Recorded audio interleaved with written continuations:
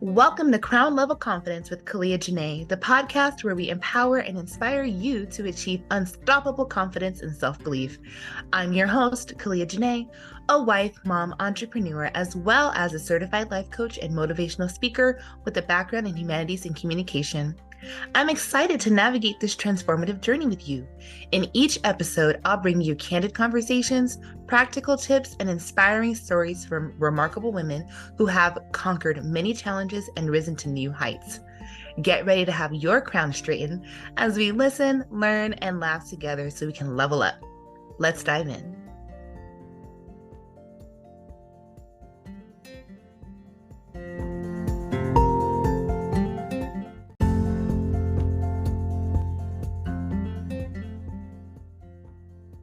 Hello, everyone. Welcome to this latest episode of Crown Level Confidence. I am your host, your favorite mindset coach, Kalia Janae, and I have here a very special guest. Y'all, I have Toria Howard. Toria, say hey. Hello, hello, hello. Happy, thankful, thriving Thursday to everyone. Awesome. So, y'all, let me tell you a little bit about Toria, and then we are going to hop into this conversation. All right. So, Toria Howard is a financial literacy educator. She educates entrepreneurs and professionals on how to structure their finances and raise their financial IQ. Ooh. Sounds like she's gonna drop some knowledge on us today as we unpack and get to know who she is, how she became to be that way, and why she loves doing what she does. So, Toria, bring us in on your journey, how you got here, what made you decide to get started in the financial literacy space. Well, first and foremost, thank you so much for this opportunity and your platform, because you're doing some great things. So let me give that back to you first. Oh, thank you. But for me, it was personal. I've been an educator for 15 years. I'm in my classroom right now. Excuse me. So being an educator has always been my thing ever since I was a little girl. I tried to run away from it, but it's my purpose. So I'm lying in it. So I have been, have had so many problems with my mentality about money. So, for over the years, I took on a lot of times when we grow up, we don't learn about financial literacy. Yeah. We learn from our parents and their habits. So I received my habit from my mom, who I was around, and she was a spender. So I spent everything I had. The more money I made, the more money I spent. And I was just in and out, repairing my credit, doing the things. My parents helped me repair it, then I did it. And I had reached a breaking point at one point after I bought my home, and I was doing well, and I just was making a little bit more money as an educator, and I just started saying yes to a lot of things, putting things in my name and doing all these things, and it toppled on me, and I ended up filing bankruptcy, not once, not twice, but 3 times. Oh, wow. So yeah, because I had just way overspent my income. It's not that I didn't make enough. Of course, teachers can get paid way more than what we do, but I was making good money. My bills weren't my standard bills, my utilities, home, all of that was, I would have been able to pay those things and have money left over. But because, I love all the things. I love the fashion, I love the shoes, I love all of that. So I got caught up in that. Yeah. I got caught up in, at the time I was married, I got caught up in helping my husband do some things for his business. Everything was in my name, and it just got overwhelming because he couldn't pay it.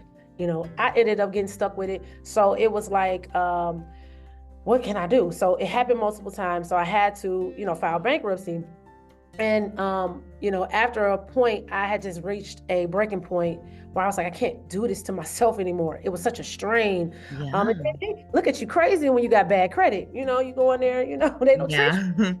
I like the way they talk to you. So I ended up, I started my real estate investment company, and I had a chance to get 3 properties, 3 bedroom, 2 bathroom properties from an owner. And he's only was selling them for $100,000. Now, if you're in real estate, you understand, like $100,000 for a 3 bedroom, 2 bathroom home is a steal. So I, especially in the neighborhood it was in, and he liked us and everything, but I could not get financed because of my credit, and I lost that deal, and it just put me on my back. Like I could not do nothing for my company, and it just broke me down. So I was like, I have to do something. So I decided to partner with the company because I became a realtor as well. I decided to partner with a company called United Wealth Education, and they helped me fix my credit. I had a 567 credit score. Wow. And when I first started with them, and then within the first 40 days, I ended up getting a 93-point increase. One of the bankruptcies came off. It took 8 months for the second one and like 16 months for the third one, but I was able to buy a car without having to, those people that had to sit in the dealership all day to try to get finance. That was the biggest decision. It was like 3 minutes. So that made me feel so good because after I bought my home, it was just like I just went crazy with my finances, but I got it back on track. So I'm here to help others not make the same lessons, have those same lessons. Those money lessons are hard as me. So I'm just advocating to help 1,000 plus people. Yeah. Wow. That's huge. And it takes a lot of courage, right? Like, so life happened, right? But it sounds like you were able to face it, right? And own up to it in order to fix it, right? Because you can't fix what you won't face. Right. It's a mindset shift. And a lot of people got to get knocked on their back like me. Oh, no. And get embarrassed or feel bad about it in order for them to make a move. It only takes one decision to change your life. And I had to switch my mindset as to, I can't do this anymore. I don't want to live like this anymore. Yeah. And it hurt me that I hurt my company because I had a partner at the time. Oh, yeah. So it jolted me. It was something that I lost in order for me to gain. But it happens for a lot of people like that. Yeah. So what would you say to someone who is in that situation? But there are women listening who may be a little afraid to admit that they are in what we're going to call year before, right? They're currently in year before, and they're like, wow, that sounds great and good for her, but I don't know.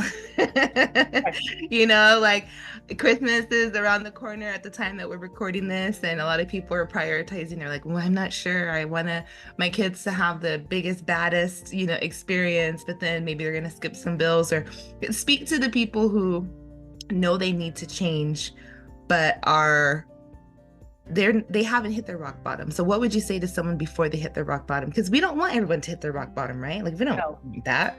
No. I would just say, I understand how it is as a parent to disappoint your children. I have a child myself. But you're going to continue to disappoint yourself when you cannot afford them the lifestyle that they want to live after they leave you, because you don't have the generational knowledge to teach them financial literacy because you don't know it. And they're going to follow in the same patterns as you, and they're going to live that type of financial pattern as I did, like my mother. And you have to stop it somewhere. And I'm not saying not to go out and buy Christmas gifts, granted, but don't overspend to the point where you have to take your tax return, which you should take and invest into making something better and greater, or invest in your children's future. And get yourself swallowed up in the consumerism of it all, because it will eat you up and it will swallow you, and you won't be able to handle it. So for me, I would just, do something minimal and just tell my children, hey, listen, I'm striving to build something for you and for us. Like that money should be invested in stocks for them. They like Robux, invest in, make them more money. What is it that they're into? Invest in that, invest in their college savings, invest in life insurance, because there's life insurance that you can use that you can borrow from to invest and use for their college and all those different things. We have to stop looking what's going on right now and think about the future, because in the future, when they have to go to college and you don't have the money and you got to sign that paper for that student loan for them, because it's going to be on you, not them. that's another expense that you got to tack on. Then you're going to leave it to them. Right. So I would just say that temporary satisfaction is not worth long-term hardship. Ooh. In case you missed it, she said, temporary satisfaction is not worth long-term hardship. Wow. Because, I mean, think about it. These, like, if you used, because listen, I used Afterpay, the Klarnas, all of those, right? And you got to pay those every 2 weeks. Or if you go and get the credit cards, your interest rate is high.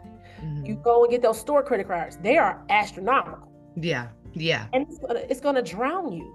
You're gonna have to pay Afterpay and Klarna every 2 weeks. You're gonna have to pay those credit cards every month, and then you gotta still live. Right. You know, and you're overextending yourself, and you don't have anything.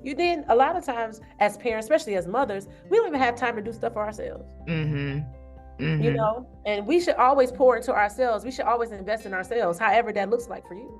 Yeah. So. Wow. Listen, Toria is here dropping some serious gems, y'all. So another one. So we have crown level confidence. We've got literally women worldwide. Okay. Worldwide women listen to our podcast. And some are mothers, some are stay-at-home mothers. I'm a work from home mom. Some, go to a job, some don't. But for those who are entrepreneurs and professionals, why is it important for us to raise our financial IQ? It's important to raise your financial IQ because if your personal finances are not together, your business finances are not going to be together. Mm. You're not going to be able to operate in the optimal level of which your business can grow and scale if you don't understand finance on a personal level. Mm-hmm. Especially since when you first start your business, everything is a personal guarantee off of your personal credit. Mm-hmm. And if you don't get to a point where you can leave that behind and use your business as your credit and get the most money, because a lot of entrepreneurs and professionals leave money on the table. And it's not just for professionals, or I should say entrepreneurs, it's for everybody who wants to be able to have that IQ enough to know that I need to put money here, I need to have money there. Right. Because even in the Bible, Ecclesiastes talks about having 7 streams, but 8 streams of income. Mm-hmm. It's not something that is cliche anymore. It's not like, oh, you got to have extra streams of income. Right. Buzzword. Right. It's like a necessity because the rug can get pulled off from under you from a job. It happened to me. I was teaching in the classroom, teaching my students, and was surplus. What they call that is, and what that means is like, I lost my job that day while I was teaching. What? So can you imagine somebody like, I'm standing at the board, I'm teaching, Ms. Howard, we need to talk to you. You don't have a job anymore. I had nothing else. Wow. So, we can't be, nothing is guaranteed anymore. So you have to learn how to raise your financial IQ and learn how to make your assets, the cash flow and assets, make money for you. So then you will be able to optimize your finances in a way that serves you best, serves your family best, serves your community best, and your audience best. Mm-hmm. And if you don't know how to handle your business finances are going to be all over the place. And a lot of businesses go down or don't scale or grow because of that. And you want to grow where you can step out of it. Because a lot of people okay, I'm an entrepreneur, I'm a business owner, but you're basically an employee of your own business. Mm-hmm. You can't get out your own way because a lot of times it's your finances are not in order. Mm-hmm. So it's important because you want to be able to know and have the knowledge to not only serve yourself, but the people that you are serving. Mm-hmm. It's not good for you to be saying like, I'm a business owner, but you're struggling. Mm-hmm. In your finances, and people are, looking up to you. You have to be that beacon, and you have to make that impact. And you want to make an impact on yourself and your finances. So it's important because you don't want that stress. You want to scale, you want to grow, and you want to step away and have hire people to do your work for you and not have to keep on working. Because a lot of people keep working in their business because they don't have the money to hire people. Right, y'all. And what she's talking about, by the way, is called an exit strategy. And you need to have one. Yeah. However that looks, Mm-hmm. the whole point of becoming an entrepreneur is time freedom. Right. First and foremost, for most people. Secondly, you want to have unlimited access to income. So, or however, it might be switched, but the time freedom for me was, is most important, however it is. But you can't have time freedom if you are constantly working in your business because, you don't have the money to, delegate and to scale and to get those people in place to operate your business for you so you can go and do what you are purposeful to do. It's not to work every part of your business. It's for you to be able to create, so and infuse and teach other people in your business to do the things that need to be done to work it while you're not there. Absolutely. Yeah. Duplicate yourself. Right. Wow. So we've talked about, your journey, right? Your expertise. Everyone, now we know why we need to listen to you. You've been there, you've done that, you've made all the mistakes. Thank God you had the grace to learn from them and to come up from them, and you weren't stuck there. So I'm happy for that. And so I'm sure there's a little bit more to the story, right? So you could have very easily gotten yourself together, and there would have been no shame in this, gotten yourself together, right? Got your family straight and said, boom, all right, cool, I'm good. And I'm just going to stay good, right? But you choose now to put yourself out there to advocate this literacy journey for other people to be able to transform their lives. What keeps you going, right? Like at any point, I'm sure you could just be like, look, I could just make my own money doing whatever it is I love to do, but why do this way? First of all, I'm an empathic person. So when people hurt, I hurt.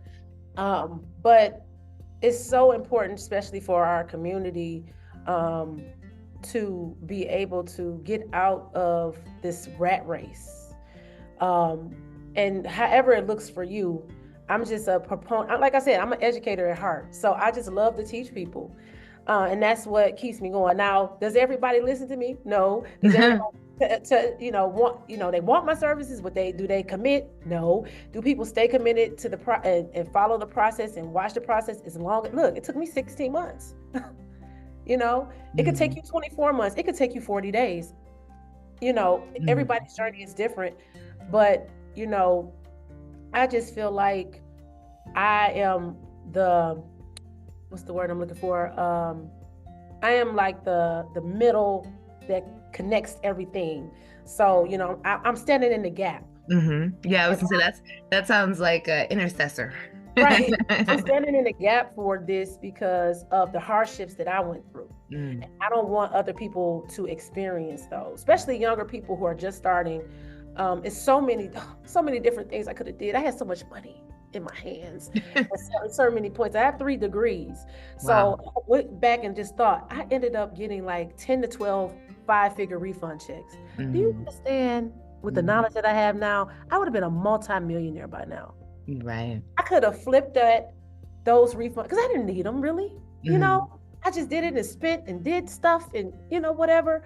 And I could have invested in the different things and flip that money. And that's what rich people do, wealthy people do. They take debt and flip it to make more money. And then they pay it back and then it's over with. Right. And I think, a lot of people, when we get these large sums of money, we have a keen sense to spend and we don't pay ourselves first.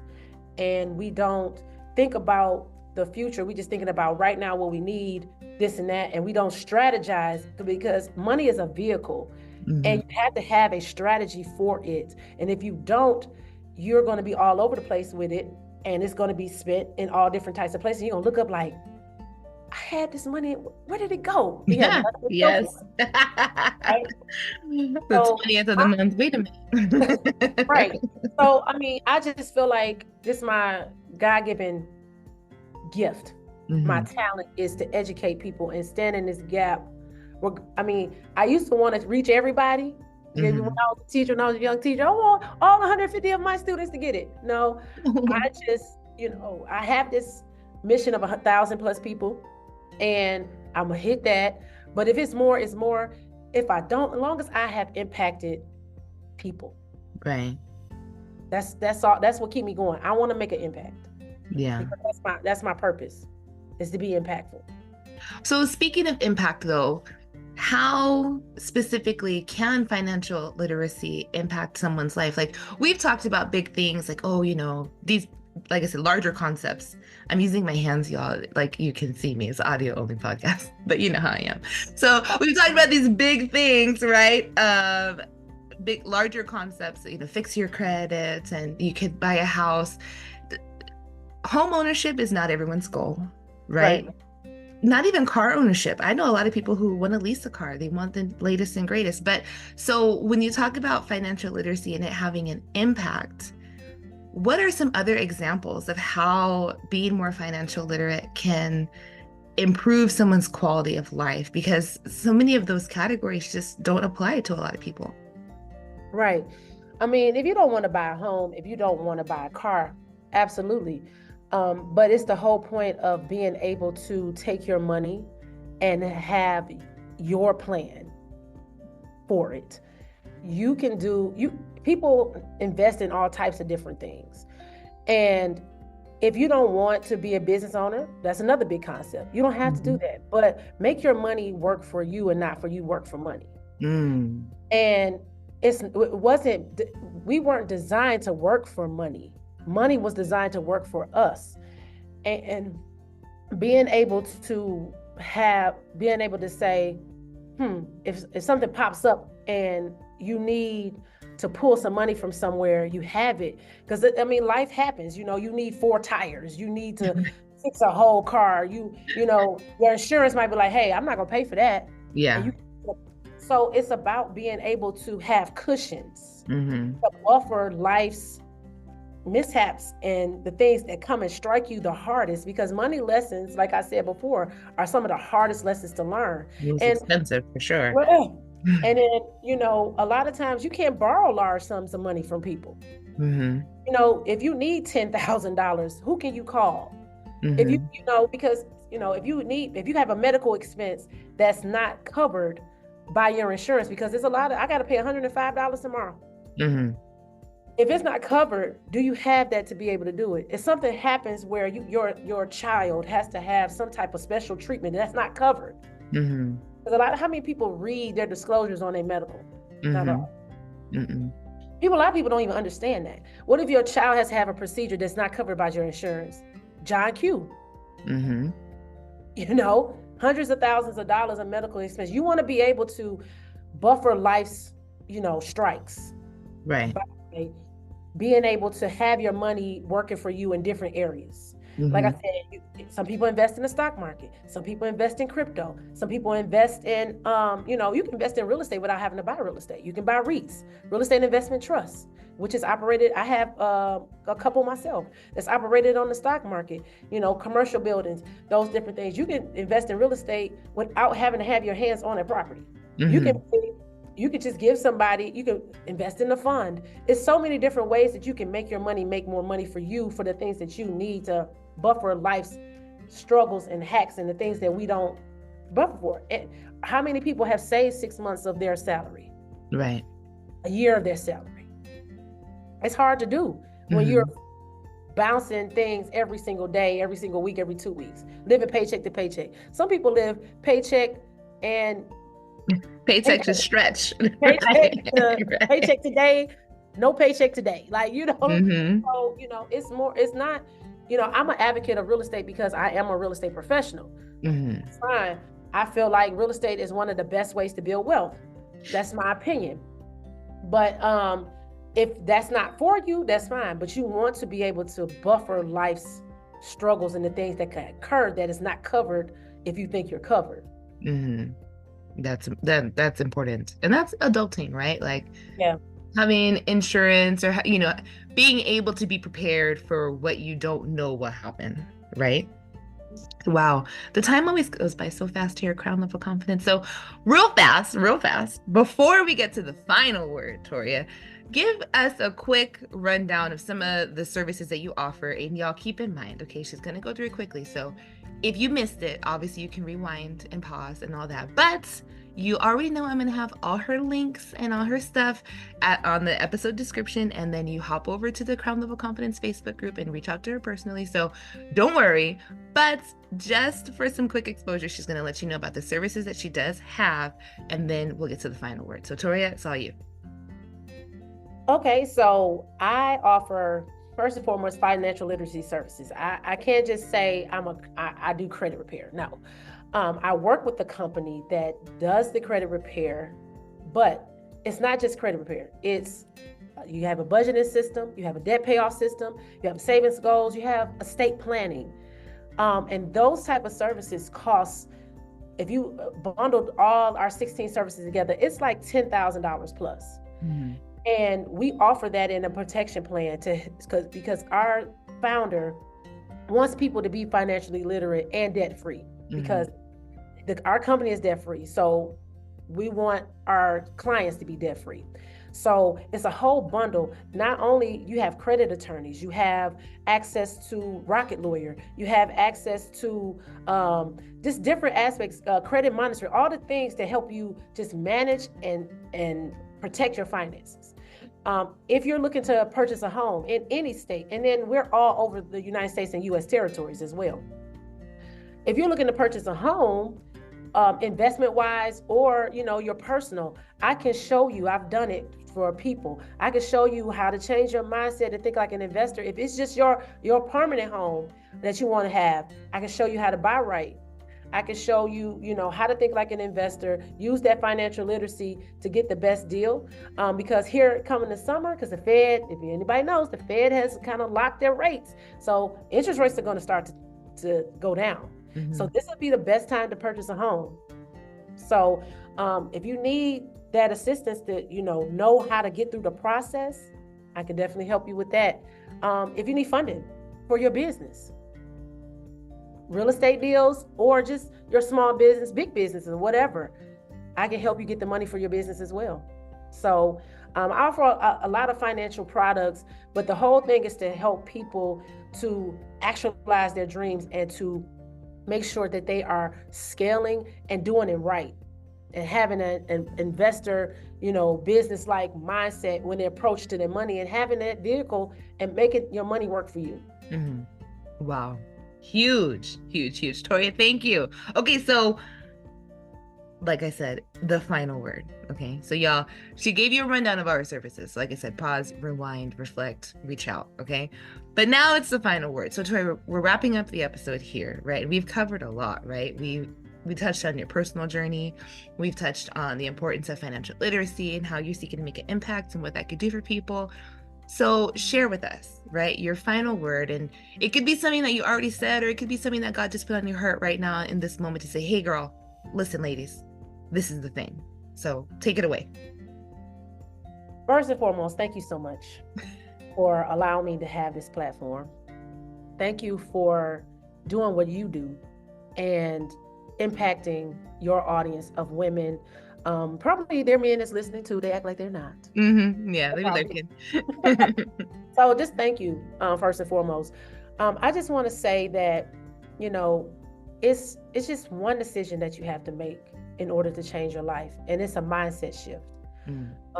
We have to grow in knowing what we are, who we are, what is our purpose, what are our talents, and how we're going to impact people around us in doing so. And yes, I'm in the financial space, and yes, I'm in the real estate space, but it's not just that.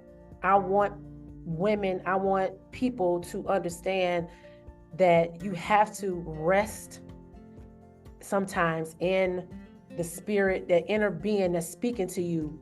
If there's anything that you know that you want to do, but that fear is creeping in on you because it sounds crazy, and you tell it to people and they tell you not to do it, that's the thing that you're supposed to do. If it keeps on registering in your mind and you can't let it go, that's what you're supposed to do. And if, it's your finances and that it's something that you need to do, because we all do need it, then I would love to assist. But I think it's more or less because we get caught up in so much of the rat race and living life, and we doing these things for everybody. As women, we do everything for everybody but ourselves. But are we investing in ourselves? Are we actually knowing who we are, what we like? Have you lost yourself in the space of everybody else and don't know what you even have, what you possess? So that's just, a whole nother thing. So I just want people, the women in your audience, anybody, just to, stay encouraged, listen to their inner voice, block out all the noise and be able to just rest in it and see what it is that you're supposed to do. Wow. That's what you said. Turn everything off, block out the noise, y'all, and focus on what God is telling you. Toria, thank you so much, y'all. This is Toria Howard. You can definitely connect with her in our Facebook group. She's obviously on Facebook. She's on Instagram. She's on YouTube. Click the links. I've got her website, 10,000cards.com/card/Toria_Howard. Again, don't worry about hearing me say it, because you can just click, and she's right there. So make sure y'all send her a positive message and thank her for her time, and make an appointment. Now, listen, when I tell y'all to reach out to send a positive message, say thank you, okay? If you need a consultation, make an appointment, okay? And there's none of this, let me just pick your brain, let me run something by you. We don't do that here, okay? We support one another legitimately.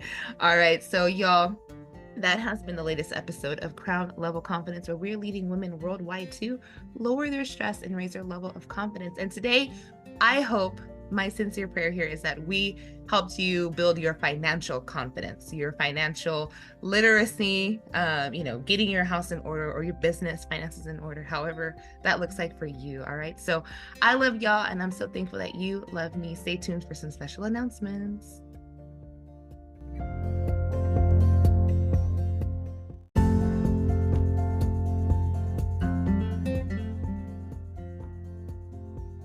Thank you for tuning into another empowering episode of Crown Level Confidence with Kalia Janae. I hope you enjoyed today's conversation and found it both insightful and inspiring. If you'd like to be a featured guest on the show and share your journey of confidence and self-belief, please reach out to me at podcast@kaliajanae.com. I'm always eager to connect with remarkable individuals who have a story to tell. And for those interested in connecting with me for speaking engagements or mindset coaching, you can find more information on my website, kaliajanae.com. I'd love to hear from you and explore how we can work together to inspire and empower others. Don't forget to subscribe to the podcast on your favorite platform so you never miss an episode filled with actionable tips and heartfelt stories. If you enjoyed today's episode, I truly appreciate it if you could leave a review on your preferred podcast platform. Your feedback helps us reach more listeners and inspire even more people to straighten their crowns. Remember, your journey to unstoppable confidence is a continuous adventure. I'm happy to support you every step of the way. Keep believing in yourself, keep shining, and always wear your crown with pride. Until next time, this is Kalia Janae, your host, signing off. Stay confident, stay empowered, and keep leveling up.